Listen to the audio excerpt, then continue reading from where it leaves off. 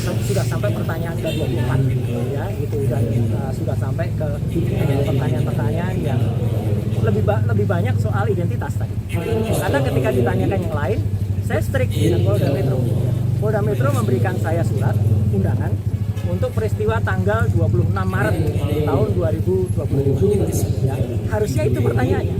Jadi ketika ada pertanyaan lain, ya saya keberatan untuk jawab. Itu hak ya, hak warga negara sesuai dengan Undang-Undang Dasar 1945, itu hak kepada titik. Kita menyampaikan apakah undangan atau pertanyaan itu sesuai dengan hak.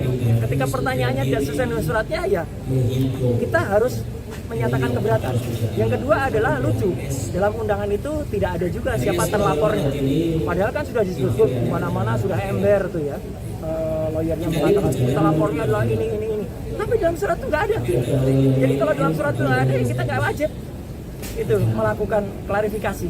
Pelapornya ada, Joko Widodo, ya. Pasal-pasalnya banyak banget gitu. Tapi terlapornya nggak ada. Nah, terlapornya penting ya teman-teman. Jangan asal mau kemudian diambil keterangan. Kalau ternyata terlapornya itu saudara kita sampai dengan 3 tahap, kita nggak wajib memberikan, karena bisa jadi kita nanti nggak diakui keterangan kita karena itu saudara.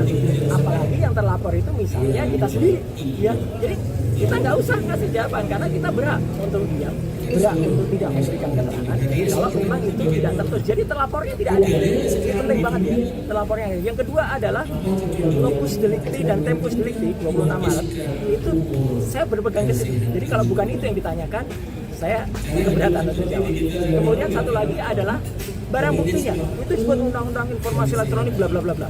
Mohon maaf sekali lagi, saya ikut merumuskan Undang-Undang Informasi dan Transaksi Elektronik. Jangan sembarangan menggunakan pasal itu untuk mempidanakan orang.